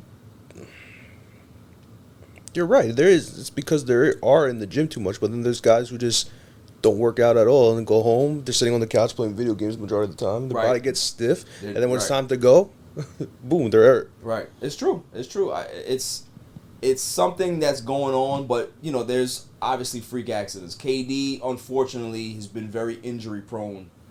The latter part of his career, right? He's had knee injuries. He's had ankle injuries. He's torn his Achilles. He's come back from multiple things. So, this is just another setback for him. He'll come back. He'll be fine. But that's not what I want to talk about. It's not what I want to talk about. KD getting hurt is just a part of the story. You guys want to hear the rest of the story? It's story time with Barry Grant Jr. You guys ready? Okay. A few pods ago, I said to you guys that the Phoenix Suns, they traded for KD, and it's like, all right, cool. Are they going to be the best team in the Western Conference? I say, hey, I am not one of those people that likes to look at teams on paper. I like to see how they look, how the lineups look, how they're gelling together, how the team is playing before I decide to say they're a legit contender, right? But then I said, what's going to stop this team from actually winning is Black Cat Chris Paul. That's what happened. I said at some point there's going to be a Black Cat that walks by and tragedy's going to strike on this team. And lo and behold, what happens? Kevin Durant is in warm-ups. He's not in the game. He's in warm-ups. Something that he's done thousands of times in his life and has never happened before. But he does it in Phoenix because you know why? Black Cat Paul struck. Black Cat Paul struck. There was some Black Cat in that arena, and that's what happened. I'm telling you, anytime Chris Paul is involved with something, something bad happens. It does. I knew it. I said, Phil, you remember you was here? Yeah. You remember? Yeah. I said it. Something bad is gonna happen because Chris Paul is a Phoenix Sun. That's just the way it is. What is that movie? What's the movie? It's the Amityville Horror, or is it what's the other one that people used to like? Not the Blair Witch. The other one where it was Paranormal Activity, right? Paranormal Activity where the ghost kept following the girl, right? That's what it is. That's what it is. Oh, man. Anywhere he goes, Black Cat's there. That's what it is. I think about the parody one. Yeah, that's all it is. You go to a new house, and something's wrong. We just moved. There's something's still going on. Yeah, it's you. It's you. You just gotta blame Keisha for that. Yeah. Blame anybody. Blame Chris Paul. It's him. Or Tupac.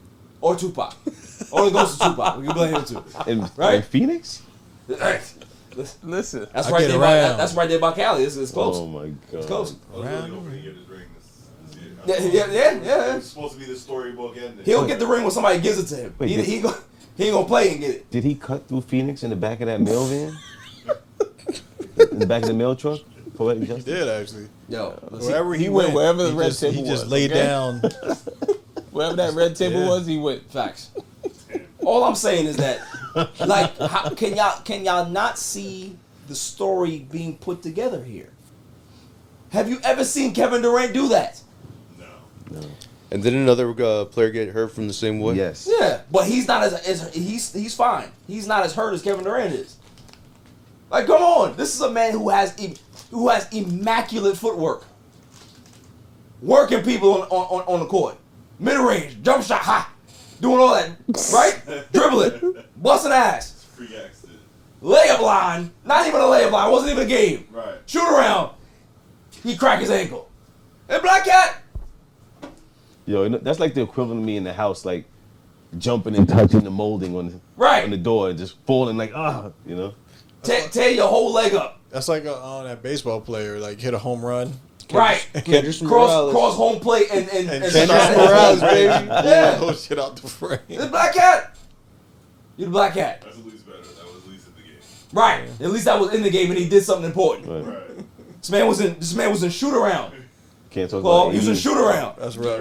And he's so skinny, he just flopped like. Yo, that was hilarious. He dropped and said, "Shit, Chris Paul."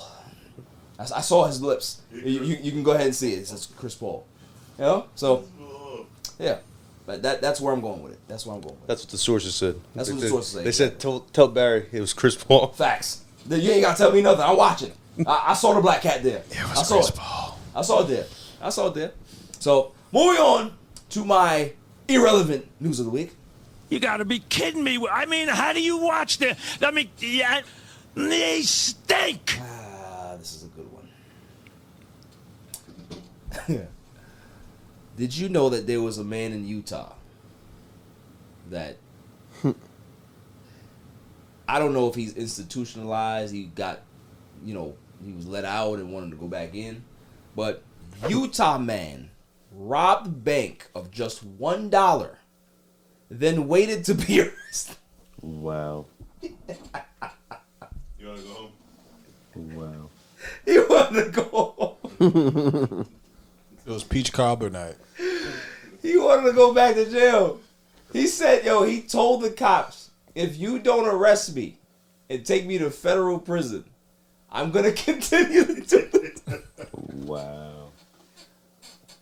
Now, is he a criminal or is he actually a good Samaritan because he's taking himself off the street? Like, let's have a conversation about it. Well, you got to understand, free food. Right. You get to watch three meals a TV. day. Yeah, like... You ain't gotta worry about bills. If you're homeless, well, why not? And they give you little iPads now too. Right. So Yes. like, you're chilling. They what? Yeah, that's Bro, crazy. it's so fire. Certain prisons give All you your iPads, commissary, everything goes through that? Yeah, like I was gonna send some stuff the other day, and it was like, nah, they don't do that no more. You just gotta go on this app or whatever, and whatever you want to buy, and they just give it to them. Right. Yo, the man. It says that he had a little letter for the person, and just like, please give me $1, thank you. That's what the note said. Very pleasant man, but he wanted to go back to the bank. He wanted to go back. So, very, very, very interesting. There's more. Guess who got released from his team? Anybody want to guess? No? Okay. I'll tell you. Remember I came in here a couple of weeks ago and I said that a certain player changed his name to Chosen Anderson. Well, the same Chosen Anderson has not been chosen by the Arizona Cardinals. You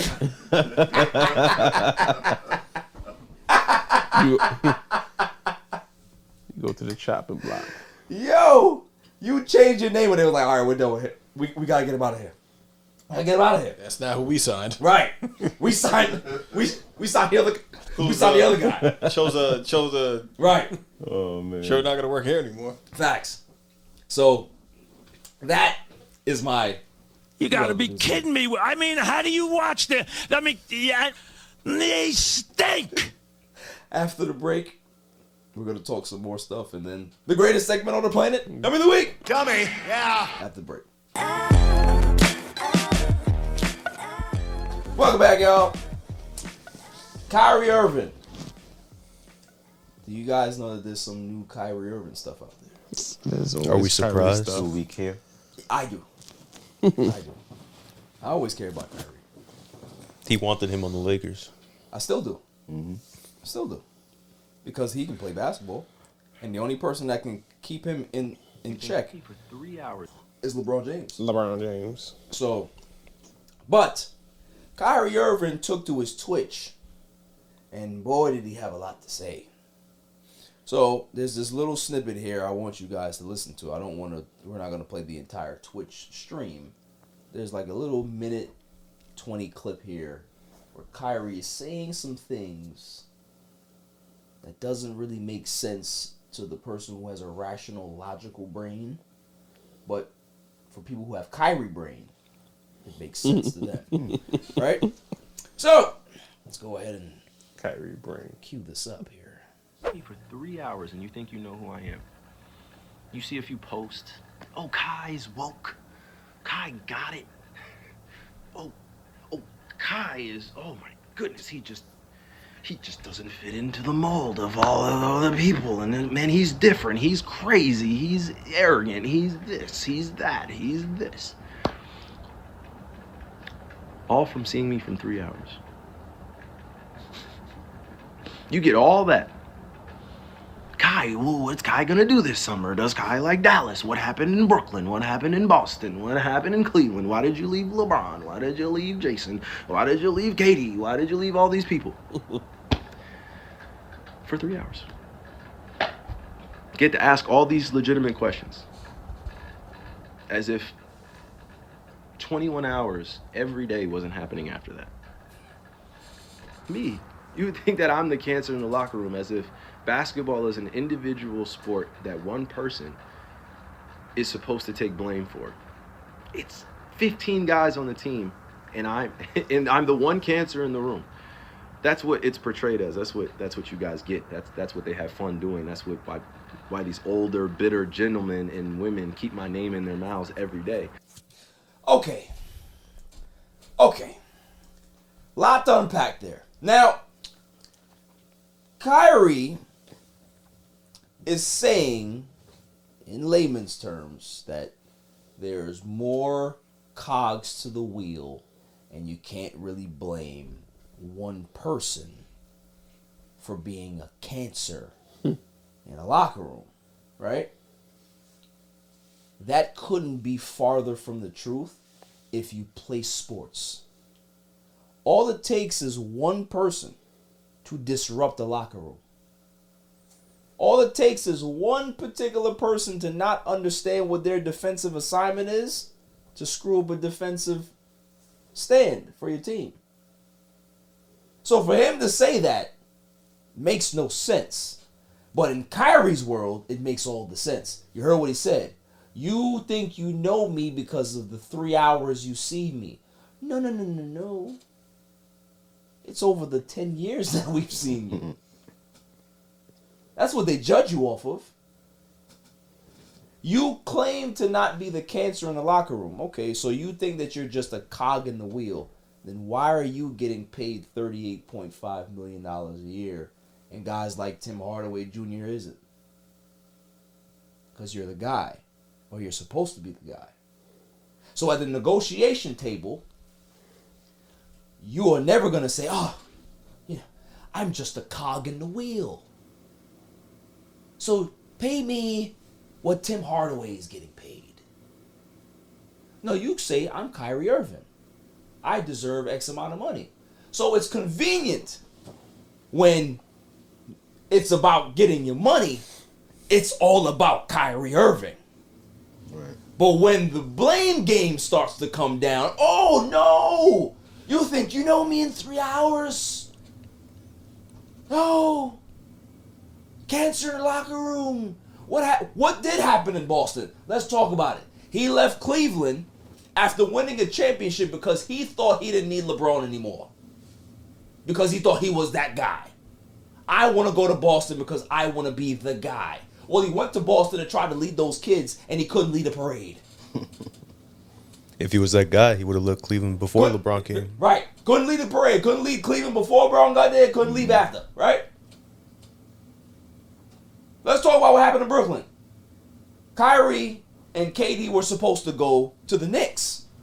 That was the original plan. Oh no, Kyrie, being a Nets fan his whole life, convinced KD, let's go to Brooklyn. They'll love us here. No pressure. Oh, really? Not realizing it's still New York. Oh. But in Kyrie's world, it all makes sense. See, for me, that has a logical brain in my head. You can't fool me. It's always passing the buck. You're always passing the buck. It's never you. If it doesn't work in Dallas, it wasn't you. And 9 times out of 10, it doesn't have to be in Dallas, right? Because he's in a new situation. That team is not that great, right? So the blame is not going to fall on him per se, but where there's smoke, there's fire, right? And the beautiful thing about the video in itself is that while he's spewing all of these Kyrieisms out of his mouth, he's burning sage. Help me! Help me! So he's trying to purify the air when he's spewing rubbish out of his mouth. It's funny. It's funny. He actually said at the end of one of the Dallas games, I think the last Dallas game that he played, he said, how can I be free when there's people that are impoverished in other places making Teslas and they're living in the Congo or something like that. Paraphrasing, obviously, but that's basically what he said, right? And normally I leave him alone. But I have to get him now because if you're so concerned about those innocent people in the Congo or whatever they're doing, why is it convenient for you to wear Nike sneakers then? Hello? Shots fired! Shots fired! Hello? Can anybody hear me? Hello? Shots fired! Shots fired! So it's okay for you. Oh, covering up the Nike check is good enough for you. That's you butting the system, right? But you're still wearing the same shoes that those poor people are making for 2 cents a day. Give me my Band-Aid. Shots fired! Shots fired! Cover that Nike check. As I said, can fool a lot of people. Not gonna fool me. Yeah. I see past those Kyrieisms. I see past all of that sage smoke. Can't fool you. Can't fool me, bro. Just saying. Anyway, moving on to the greatest segment on the planet, Dummy of the Week. Dummy, yeah. Every week, I go around the room and I ask, who is the Dummy of the Week? Claw, who you got? Anybody who doesn't think that just one of the guys had some of the best boobs ever. For 3 hours. That's real. I mean, there's a lot of people that have not watched that movie, but if they haven't, you need to watch it. What was your name? I forgot her name. I can't remember, but I just remember the boobs. Yeah, the boobs are the best boobs ever. If you haven't seen them, Google them. I'm not gonna lie to you. I think a lot of men really like their entire adult life. They judge their women off of those boobs. Based on those boobs, yeah. Yeah. I've asked like close female friends what they thought about those boobs, and they said those are the top boobs. Yeah. Like they wish their boobs looked like that. Yeah. What boobs were these? Just one of the guys. You never watched that movie? No. Where the girl impersonates, she dresses up as a guy, goes to high school, and she becomes like one of the most popular people there. Okay. So yeah. At the end of the day, end of the movie. In the movie, she likes this guy, and then she. Oh, so I actually just skip to the end. Yeah, it was straight to that. She flashes the goods, and it was one of those like, what? And it was still the 80s. Those were there. It was like It's the 80s movie, not right. the one with the Right. So it was better than like the Jamie Lee Curtis. Yes. Yeah. Yeah. Yes. Jamie Lee Curtis definitely gets the runner up. Like she's up. Yeah, there. listen, Jamie Lee Curtis still got some. Yeah, but And she old too. yeah. I thought she cut him But off. she's still bad. I thought she cut him off. Nah. Maybe she did, but I'm Yeah. just thinking about the old The ones. old ones. The old ones. Yeah. I used to watch Halloween just for that. Yeah. Just for that. Nah, So trading where is places. he? Where's Michael? Trading Where's places. Michael so she can run? Come on. Run, please. That's what I used to do. So yeah, I definitely second that. Anybody that hasn't watched that movie and anybody who's watched that movie and don't think that those are the greatest boobs on planet Earth, get the Dummy, yeah. Phil, who you got? I'm taking that one this week. No? Okay, that's fine. Who you got? Chili McFreeze. So we went to go see the Bear this week. Cocaine Bear. Cocaine Bear. We walk inside the theater. Rated R movie, by the way. You had your popcorn in your hand. Yeah, big. Had my tubs. nachos. Oh, you did have nachos. I had popcorn. Yeah. I ate my popcorn early. And You bodied that popcorn. we walk in, and there are kids there. There were a lot of children there. Kids, Yeah. Full families. whole We're families, talking about like 10-year-olds here. multiple kids. Yeah. So Who as a parent is gonna take their child to an R-rated cocaine movie?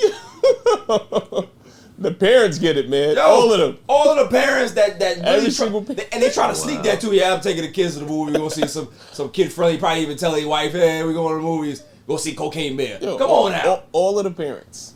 Yo, bro, there was mad kids in there, Fang. That's crazy. Mad kids. Mad kids in there. I'm talking about like you thought you were about to watch Moana next. Right. Bro, if I was in there, I would have been ignorant. Right.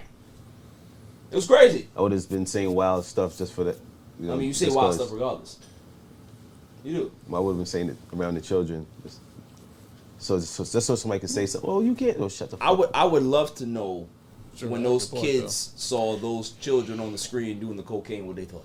Yo, what did they? The lady next to me was like telling her daughter, "Don't ever try cocaine, okay?" Unbelievable. And the kid was like, "Okay, mom." Probably already did it. Probably did it already. Probably did it now. She's probably thinking to herself, pussies. They ate it. Hey, mom, I gotta go to the bathroom. They ate a spoonful with the Cheerios. Right. I eat that with my breakfast. Light. That's the morning thing. It's crazy. So yeah, the parents at the movie theater taking their kids to go see Cocaine Big at the Dummy, yeah. Nicole, you got. I was gonna say myself for not being able to make it. Yes. Yeah, I respect Nicole has dummied herself for not making the All Even podcast team Cocaine Man trip. I don't want to give it to you, but I was very disappointed, so you have to get it. Dummy, yeah. Yeah, have to get it. Has to get it. Stings, right? She owns it. She owns it though. Yeah. I didn't challenge her on that. I didn't. She owns it. I like that. I like that. X-Man, who you got? I'm gonna go with Kendrick Perkins. Kendrick Perkins. It's a good one. You want to do a Kendrick Perkins impersonation? I was stating the facts. That was great. That was a good one. I like that. Great. I like that. Yeah, Kendrick Perkins. Listen, I understand what he was trying to say, but it's times where a lot of people can't articulate themselves the right way, and it come out like gibberish, right? I didn't say that. Hey, can somebody give me a sandwich over here? Right. It's just Dummy, yeah. You gotta hold that. Fang McFrost, I'm a little scared. Get the button ready. I'm a little scared, but who's your dummy for this week? Bo Buttons. All right, I don't know the woman's name, but you know how the kids do the subway surfing, and the 17-year-old kid died on the train trying to subway surf, 15, 17, whatever. So the mother came out now and is suing the city, stating that her son died because they didn't have everything properly blocked off, so the kids can't get to the top of the train. Wow. So she's blaming everybody else for the death. Instead of her child. Granted, I understand. Instead of herself. Huh? Instead of herself. Right. Well, I don't want to blame the kid because, It's a kid. It's a kid. Kid do kids things. Yeah. Whether it's peer pressure, stupidity, whatever it is. Yeah, I blame parents. But now you want to sue the city because your child climbed on top of a train that he knows he's not supposed to be on top of. And now you want to sue the city? Yeah, that's crazy. For that, you get the dummy. Definitely. She'll probably win. It's an unfortunate situation, right? She'll probably win. That's the thing. Right. X-Man's right. Like, she probably, if she makes a big stink about it and then people take to Twitter, she's right. Oh, it's a whole team behind it. She's right. How dare you tell us that we can't surf on top of trains? It's our right as Americans and New Yorkers. It's hilarious. Y'all get the Dummy, yeah. I can't stand people, bro. Right. I want to move. I know she's. I want to move to Mars. Like, I know she's mourning, but she's a dumbass. Yeah, I mean, listen, I get it, man. I understand your frustration, and maybe this is how she's dealing with her loss, right? Like, a lot of people, there's anger, there's grief, you know what I'm saying? There's a lot of things. So, sometimes I like to give grace, but also I like to give... Dummy, yeah. Those were some good ones, but I have a couple. May I have the drum roll, please? And the winners for Dummy of the Week. The first one is Jackson Mahomes. Jackson Mahomes is my first. Dummy, yeah. Now, Crazy. it's amazing, right? How you can raise two children in the same household. One can be able to, idolize his father. His father played baseball, played for the Mets. Shouts to the Mets, right? He played baseball growing up, idolized his father, wanted to be just like his dad, goes to college, becomes a great quarterback, ends up getting drafted by a team, ends up being an MVP early in his career, wins a Super Bowl, wins another Super Bowl. He's the face of the league. He's the golden goose. But there's another one that got raised in that same household and is a complete screw up. Jackson Mahomes is the TikTok boy. But this is not the reason why we're upset with him. This is not the reason why he's on the Dummy of the Week this week. Oh no, he chose to take it upon himself to forcefully go ahead and kiss a restaurant owner. Grabs her by the face. She's, looking this way. He's behind her, grabs her, and pretty much mauls her, right? And it's like, I understand that fame can do a lot of things to people, right? It's a drug. Cocaine did it. Right. But we have said that money doesn't change you. It just accentuates who you are. Jackson Mahomes has always been a little douchebag. You can see it in his face. He's one of those kids that, and I'm one of those people, I like to label people very early in life. I can look at a 5, 6, 7-year-old and say, this kid's gonna be an asshole. You can see it. You can see it by the way they behave, the certain things that they do. You can be like, this kid's a dick. Mm-hmm. Jackson Mahomes was probably that 7-year-old that people were like, yo, why are you not like your older brother? You're a dick. And he knows it. And he feeds into it. And the problem is that there's not enough ramifications or consequence for his actions. Because why? His brother is famous. And he can be able to be on the field as his brother's winning the Super Bowl and put on a TikTok video.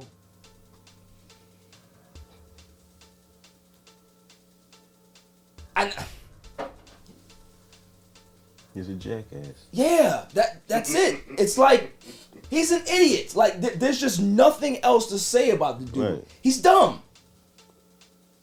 Intelligence is something that some people just don't have.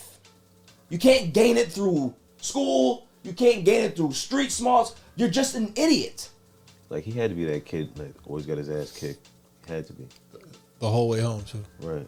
Yeah. Kid that don't do his homework in school, and when you ask him why he didn't do his homework, he don't know.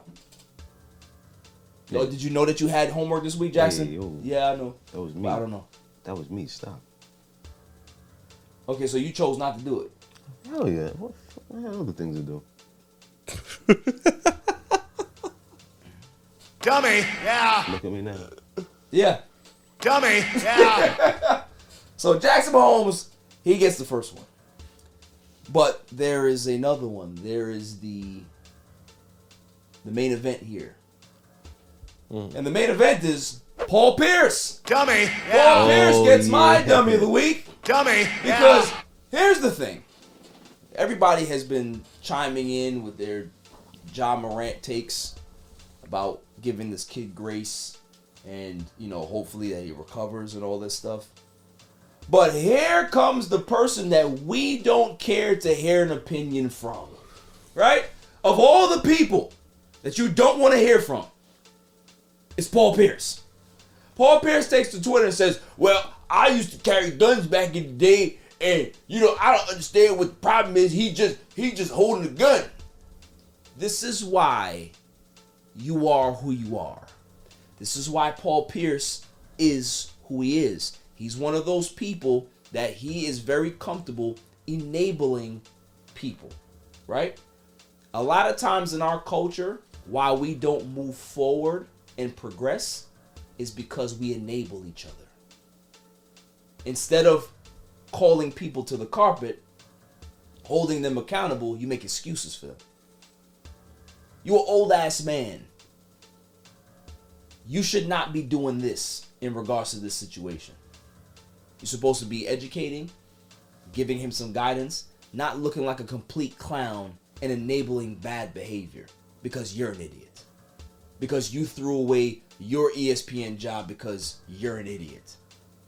Because you didn't get a swan song when you retired because, like Draymond said, people don't love you like that. And what kills me about Paul Pierce as well, have you ever read any of Paul Pierce's tweets? It's the most ineligible thing I've ever seen. He misspells things. He doesn't know how to spell. So this is a man that has millions of dollars and has influence, and he can't even spell. But you have the nerve to tell John Morant that he's good? Tell you, there's a lot of times where I like to use my dummy of the week to make fun of people. I'm not making fun of Paul Pierce here. I think he's a clown. I think Paul Pierce is one of those people that looks to gain respect and doesn't get it. I think Paul Pierce is one of those people that goes into a room and everybody says, look, there's Paul Pierce, and nobody asks for his autograph. Wait, bro. The funniest video of all time is he throws his jersey to what he And thought was a fan. And they throw it back. Yeah. He threw They threw it back, his headband into the stands. They threw it back to him. Wow. This is the type of person that Paul Pierce is. Outside of the Boston Celtics, they don't love you like that, Paul. And I'm going to tell you that nobody loves you like that. So any opinion that you have about basketball, any opinion that you have about young people, any opinion that you have about politics, any opinion that you have about the food that you ate yesterday, nobody cares. I would love for you to focus on spelling and pronunciating your words rather than having an opinion. It's a 40-year-old man that can't spell. There's children that do a better job than him. There's a reason why I'm sure he had a gun. Makes sense now. Yeah. Makes sense of why he behaves the way he behaves. Yeah, I know. Because you're a dummy. Yeah. Makes all sense in the world. So, Paul Pierce and Jackson Mahomes. Jackson, your brother's great and your father's great. You, on the other hand, when TikTok goes away, and it's going to go away very soon because there's legislation coming down on that, what are you going to do with yourself? Can't wait to see that. And Paul Pierce, I mean, you're an NBA player. Of course, you're going to be a Hall of Famer, but like Draymond said, nobody loves Paul Pierce like that. I wonder who's going to be there at the actual announcement or the inauguration of his Hall of Fame induction. Piercing? Yeah. Like, no one really cares about. Yeah, nobody really cares. I don't think that'd probably be the lowest rated Hall of Fame out there. Sure. So they hold the dummy of the week for this week. Cole, what is your kind word of the week? I mean, Tinder's a crazy place, so don't kiss him on the mouth on the first date. I like that. You're a fool. Phil, it was a pleasure. Thank you for coming. Thanks for having me. Jillian McFreeze. Yes, sir. Nicole on the ones and twos, a silent assassin. Paris Gibbs, my man. You need to be back, all right? Absolutely. Baseball season comes. I like to bash your Yankees and talk about them in a terrible way. But I love you. You know, you can always pull up. Absolutely. Thank you, McFrost. You did pretty good today. You weren't as bad as I expected. I expected to press this FCC button a little more today, but got away with a lot of stuff. You know. I won't be silenced. You won't be silenced. Nope. The revolution will be televised. What you saying? I didn't say all that. Okay. All right, cool. Yeah. So until next week, stay safe, stay cool. Peace. My son is the champ, so get over it.